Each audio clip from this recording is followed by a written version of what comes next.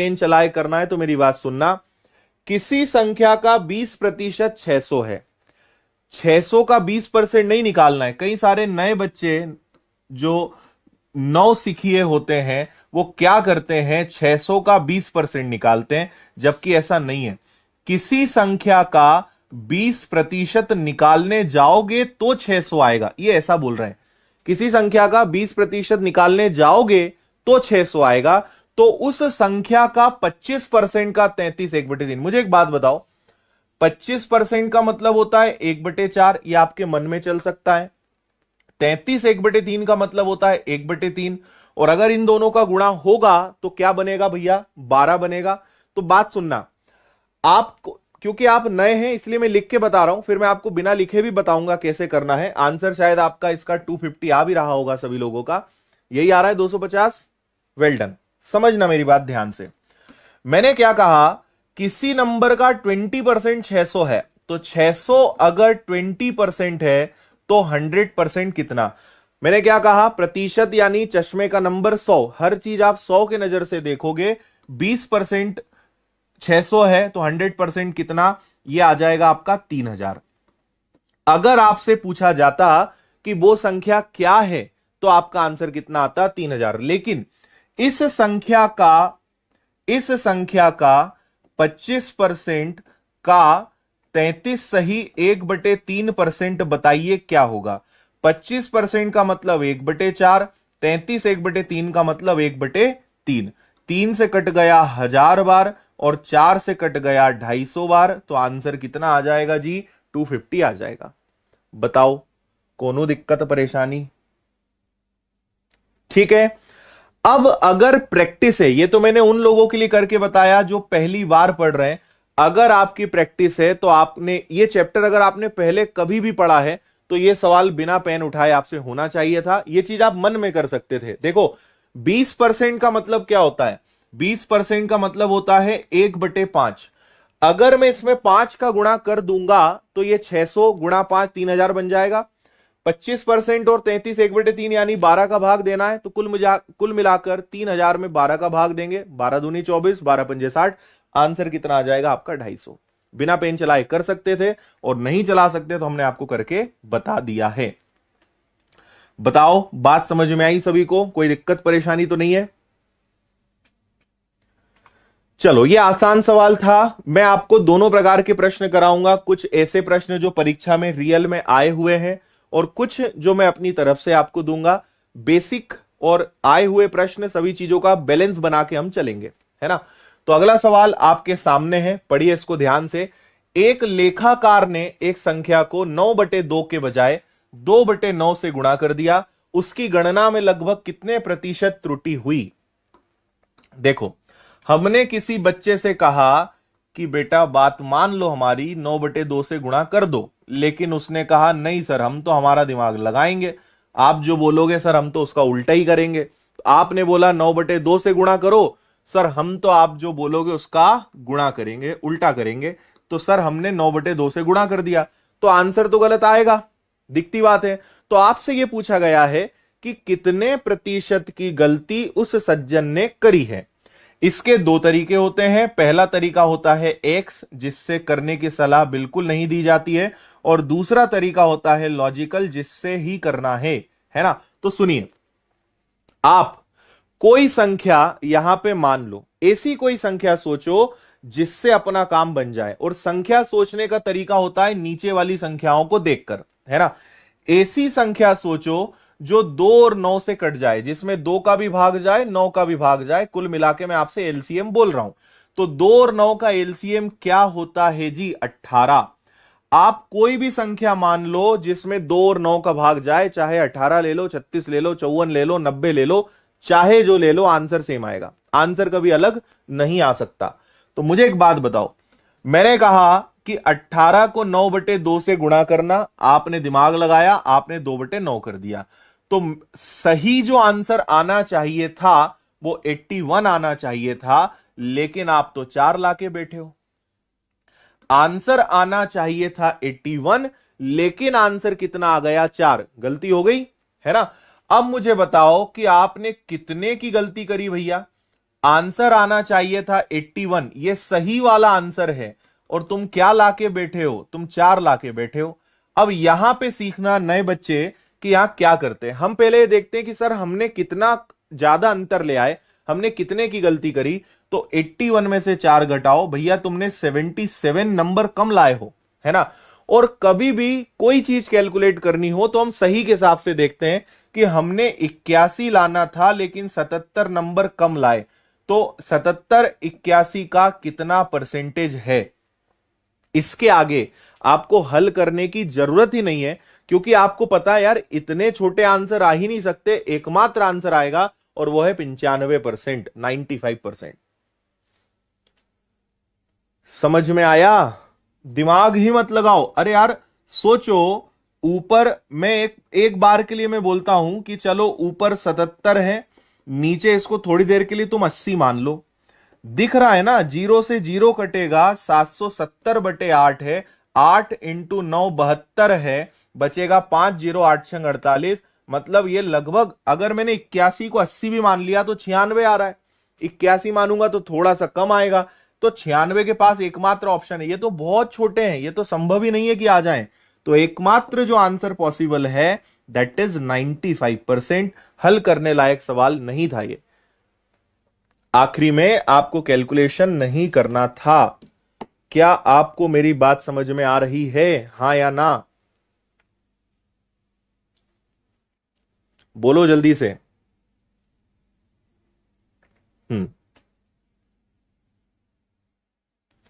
देखो, जो बात कर रहा है उन्हें आप बातें करने दो, आप पढ़ने आए हो पढ़ाई करो, चिंता मत करो। 2 प्रकार के विद्यार्थी होते हैं, एक यूट्यूब पे ज्ञान ढूंढते हैं और एक यूट्यूब पे मनोरंजन ढूंढते हैं। जिसको जो ढूंढना है उसको वो ढूंढने दो। जो ढूंढोगे उसका आप सेवन करोगे और वैसा ही कल आपको फल मिलेगा, है ना। तो ज्ञान वाले ज्ञान का आनंद उठाओ, मनोरंजन वाले मनोरंजन करो। कुछ लोग तो हालचाल पूछते रहते हैं, तुम कहां से, मैं यहां से, है ना, और वो पूरा दोस्ती यारी हो जाती है उनकी। तो उनको उनका काम करने दो, आप फुल स्क्रीन करो। मेरी सलाह मानो, कभी भी यूट्यूब पे आप पढ़ते हो, अगर वास्तव में सिलेक्शन चाहिए, आप यूट्यूब पे पढ़ें, ऐप पे पढ़ें, चाहे कहीं पढ़ें, कमेंट कभी नहीं पढ़ा करो, कमेंट ज्यादा करा भी मत करो, और फुल स्क्रीन पे पढ़ा करो। आप टीचर से डायरेक्ट कनेक्ट होंगे, आपका पूरा ध्यान टीचर की बात पे रहेगा और आपको समझ में ज्यादा आएगा और आपको मजा आएगा। जितना कमेंट पढ़ोगे आप अपने दिमाग में कचरा भरोगे। भाई आप किसी भी एक तरफ ध्यान दे पाओगे ना, या तो आप टीचर की बात को सुन पाओगे या कमेंट पे ध्यान दे पाओगे। पढ़ने वाले कमेंट नहीं पढ़ते हैं, वो टीचर को पढ़ते हैं, और मनोरंजन वाले टीचर को बोलते हैं तुम तो जाओ सर बाजू में, हम तो कमेंट करने आए हैं, मजे लेने आए। उनको उनका काम करने दो, तुम क्यों बिगड़ते हो उनके चक्कर में? ठीक है। अच्छा अच्छा, विनर्स की ऐप पे कोर्स ले लिया है आपने, चलो बढ़िया है, सब मिल जाएगा आपको वहां पे। देखो भैया, 2 धनात्मक संख्याओं x और y का अंतर 350 है। x का 9.5%, y के 16.5 के बराबर है। दोनों संख्याओं का योग क्या है? देखो, आपसे बोला है 2 संख्याएं हैं जिनका अंतर कितना है जी, जिनका अंतर 350 है। इसको लिख के छोड़ दो, बाद में देखेंगे। x का 9.5% y के 16.5% के बराबर है। बोलो हाँ या ना? क्या ऐसा लिख सकते हैं? तो आप बोलोगे सर बिल्कुल लिख सकते हैं, कोनो दिक्कत नहीं। ठीक है, अब आगे देखो। परसेंट से परसेंट गया, दशमलव से दशमलव गया, क्योंकि दशमलव के बाद एक अंक, दशमलव के बाद एक अंक, तो x को वहीं रहने दो। देखो बराबर में तिर्यक गुणा होता है ना, तो y नीचे आ जाएगा। 165 को वहीं रहने दो और 95 को नीचे ले जाओ। दशमलव से दशमलव, प्रतिशत से प्रतिशत गया। क्या ये और कट सकते हैं? 5 से कटेगा 33 बार, 5 से कटेगा 19 बार। तो x इतना है और y इतना है। ये क्या है? ये x और y का अंतर है, डिफरेंस है। अगर ये अंतर है तो इनमें अंतर कितने का भैया? 33 में से अगर आपने 19 घटा दिया तो अंतर आएगा आपका कितना? 14 का। तो 14 का अंतर है, 33 में से 19 गया, जबकि रियल का अंतर कितना है? 350। 350 अगर 14 है तो क्या पूछा है? दोनों संख्याओं का योग बताओ, इनको जोड़ो जरा, 9 और 3 12, 3 4 और 1 5, तो 52 बराबर कितना? इसको हल कर लो, आंसर आ जाएगा। ठीक है, क्लियर है बात? 7 से उड़ा दो, 7 से दोनों को उड़ाया, 7 दूनी 14 और 5, 2 से चाहो तो इसको या चाहो इसको उड़ा दो, तो 26 पंजे 130 यानी 1300 आंसर आएगा। मैं बीच बीच में आपको मैथ्स अच्छा बनाने की कुछ टिप्स भी दूंगा। अगर आप किसी कारण से किसी भी जगह नहीं पढ़ पा रहे हो, कोई कोर्स नहीं ले पा रहे हो, मैं आपको कुछ चीजें बताऊंगा, करना शुरू कर देना, आपको फायदा मिलेगा। आप मैथ्स अच्छा करते चलोगे, मैं कुछ चीजें आपको बताऊंगा अभी बीच बीच में। पहली चीज मैं बता चुका हूं, किसी को भी मैथ्स अगर शुरू करना है तो प्रतिशत और अनुपात 2 चैप्टर सबसे पहले पढ़ो। मैं अभी प्रतिशत आपको पढ़ा रहा हूं, आप चाहोगे तो 2 दिन 3 दिन 4 दिन जितने दिन बोलोगे उतने दिन प्रतिशत पढ़ाऊंगा, उसके बाद फिर अनुपात पढ़ाऊंगा। ये दोनों पढ़ाने के बाद ही कुछ और पढ़ाऊंगा मैं आपको। ठीक है, तो दोनों चैप्टर्स अपन सीखेंगे बहुत अच्छे तरीके से, बेसिक से एडवांस तक। बताओ भैया, समझ में आया? 165 यही रहेगा, 95 नीचे, 5 से कट गए दोनों, अंतर है तो इनका अंतर 14, तो 14 अंतर है, रियल में अंतर 350 है, तो आपसे बोला योग, तो इन दोनों को आपने जोड़ दिया, दोनों को जोड़ा तो 52 बराबर कितना? आंसर आएगा 1300, 1300। कोई दिक्कत? नो दिक्कत, आगे बढ़ो। इसको देख लो जल्दी से। और एक ऐलान मैं आपको पहले भी कर चुका हूं कि मैं मैथ्स के जितने भी अध्याय आते हैं, मैंने सिलेबस के और सबके वीडियो बना दिए, आपने देख लिए होंगे। मैथ्स के जितने भी चैप्टर्स आते हैं, 14 15 जितने भी, मान लो थोड़ी देर के लिए कि 15 चैप्टर्स हैं, मैं आपको चैप्टर वाइज, अभी थोड़ा सा बेसिक पढ़ा देने दो मुझे थोड़े दिन, फिर मैं आपको चैप्टर वाइज पिछले साल के सारे प्रश्न टॉपिक वाइज आपको मैं करवाऊंगा। इसी प्रकार से एग्जाम्पल और रियल प्रूफ के साथ हर चैप्टर का पूरा डिटेल्ड सॉल्यूशन मैं यूट्यूब पे आपको कराऊंगा, आए हुए सारे प्रश्न। तो वो वचन दिया है, मैं आपको वो करके दिखाऊंगा, और बाकी विषयों के टीचर्स को भी मैं लगाऊंगा, है ना, चाहे हिंदी हो, चाहे इंग्लिश हो, चाहे जीएस हो, चाहे रीजनिंग हो, हर विषय के आपको टॉपिक वाइज प्रश्न पूरी विनर्स की टीम करवाने वाली है, और सब बेहतरीन तरीके से करेंगे, मॉक टेस्ट लगाएंगे, बहुत चीजें। इसलिए 2-3 चैनल कम से कम आप सब्सक्राइब करें, एक तो ये, दूसरा एसएससी वाला चैनल, और तीसरा अपना मैथ्स वाला चैनल, और सब भी कर लोगे तो लगना तो कुछ नहीं है उसमें भी। चलो, जिन्होंने अभी लाइक के बटन का प्रयोग नहीं करा है वो कर सकते हैं। और आज का सेशन आपको कैसा लगा ये आप खत्म होने के बाद कमेंट करके जरूर बताना, है ना, अभी नहीं, अभी तो पढ़ो। हाँ जी, ये देखो आया हुआ सवाल है, 3 दिसंबर 2021 दूसरी शिफ्ट का, ए का 15% बी के 45% के बराबर है। ए का 15% बी के 45% के बराबर है। अब अगर आपने पिछला सवाल अच्छे से सीखा, थोड़ी सी प्रैक्टिस कर ली, तो आपका लेवल यह होना चाहिए कि आपको यह लिखते आना चाहिए कि सर ए और बी का अनुपात 3:1 बनेगा। अगर आपने यह डायरेक्ट लिखना सीख लिया, मतलब आपने जीवन में कुछ बेहतरीन काम करा, है ना। ये लेवल होना चाहिए। वैसे तो ये भी नहीं लिखना चाहिए आपको, इतनी प्रैक्टिस करो कि ए का 15 बी के 45 के बराबर है, यानी ए 45 बी 15 माना जाएगा, 15 तिया 15 एकम 3:1। लेकिन कई लोगों को नहीं समझ में आया होगा, तो मैं हल करके फिलहाल बता रहा हूं। लेकिन भीड़ से अलग होना है, 60-70 लाख लोग फॉर्म भरेंगे, आपको पता है। अगर आपको अपनी पहचान बनानी है तो पेन कम चलाना है, दिमाग अपने आप चलेगा, है ना। तो परसेंट से परसेंट गया, 45 वहीं रहेगा, 15 नीचे चला जाएगा, 15 एकम 15 तिया, तो भैया ए और बी का अनुपात कितना आएगा? 3:1 आएगा। ये चीज आपको डायरेक्ट लिखते आनी चाहिए। आगे सुनना मेरी बात, ए माइनस बी का कितना प्रतिशत ए के बराबर है? ए माइनस बी का कितना प्रतिशत ए के बराबर है? मुझे बताओ कि ए कितना है, तो हम कहेंगे 3, है ना। ए जो है वो ए माइनस बी का कितना प्रतिशत है, बस ये भाषा ही जान ले लेती है, समझ ही नहीं आता कब क्या ऊपर रखना है, कब क्या नीचे रखना है, और ये चीज आपको प्रैक्टिस से समझ में आती है ना। जब जब हम क्वेश्चंस लगाते हैं, अलग अलग प्रकार के प्रश्न पढ़ते हैं, भाषा पढ़ते हैं, सारी चीजें समझ में आने लगती है ना। तो a माइनस बी का कितना प्रतिशत a है, यानी a ऊपर आएगा, a माइनस a कितना है भैया 3 है, a माइनस बी, a में से b घटा दो, कितना परसेंट है, तो 3/2, 300 का आधा 150%। ये आपका आंसर आ जाएगा ऑप्शन बी 150%। समझ में आया कि नहीं आया, बोलिए। हाँ, क्लास अपनी डेली रात 8:30 बजे चलती है, आप रोज पधारिए और हर चैप्टर को बढ़िया तरीके से सीखेंगे। और आपने कितना ही पढ़ा है, आप हर दिन नया सीख कर जाएंगे।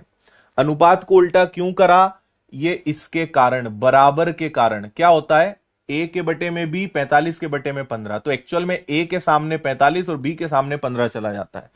आइंदा कभी क्वेश्चन करो तो आप समझ लो, a के साथ 15 है ना, तो a 15 के साथ नहीं है, a के साथ कौन है 45 है, b के साथ 15 है। तो ये आप दिमाग में कर सकते हो कि 15 तिया 15 एकम 3:1। ये आगे से ध्यान रखना।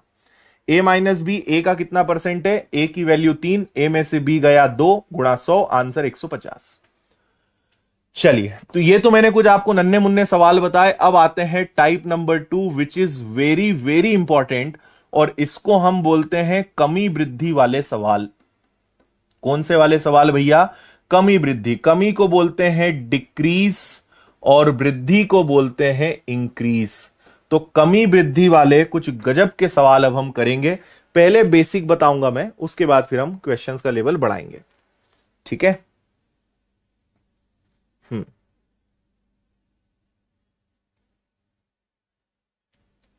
आ गया, मजा आ रहा है, अच्छा महसूस कर रहे हो, सुनो आगे।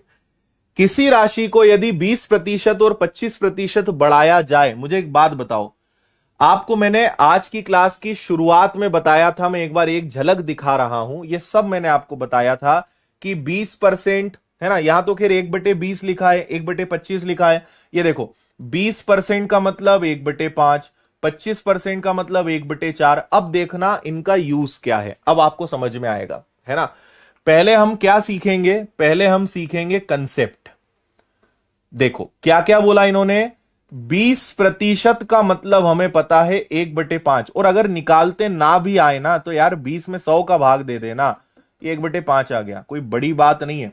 25 मतलब 25/100 क्या होता है 1/4। अब ध्यान से सुनना, अगर कभी वृद्धि है तो जुड़ेगा, कमी है तो माइनस होगा। वृद्धि है तो जुड़ेगा, कमी है तो माइनस होगा।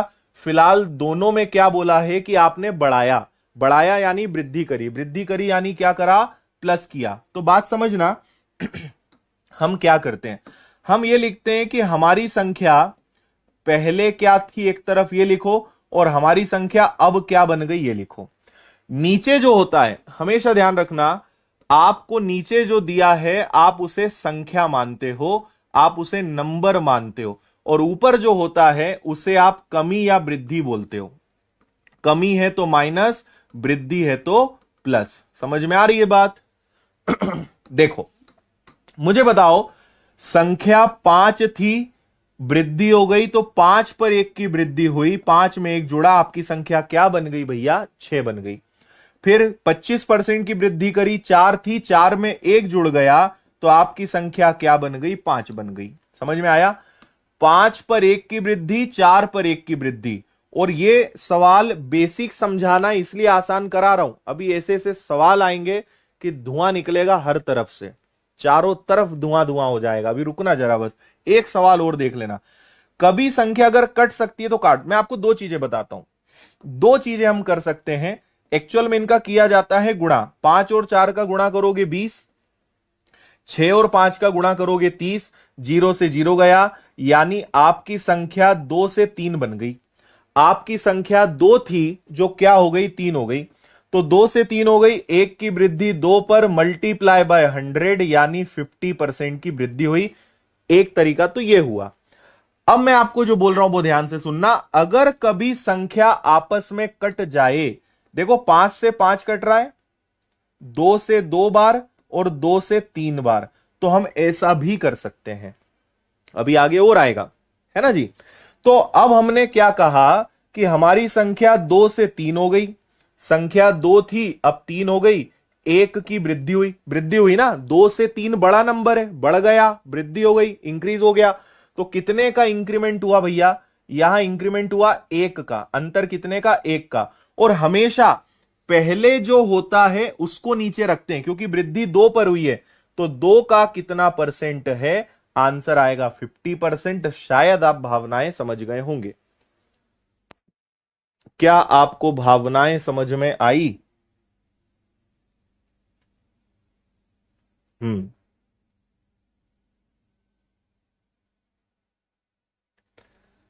बताओ भैया, कोनो दिक्कत? आया मजा? 5 पर 1 की वृद्धि 6, 4 पर 1 की वृद्धि 5, 5 से 5 गया, 2 दूनी 4, 2 तिया 6। आपकी संख्या 2 हुआ करती थी जो 3 बन गई, 1 की वृद्धि हो गई 2 पर, मल्टीप्लाई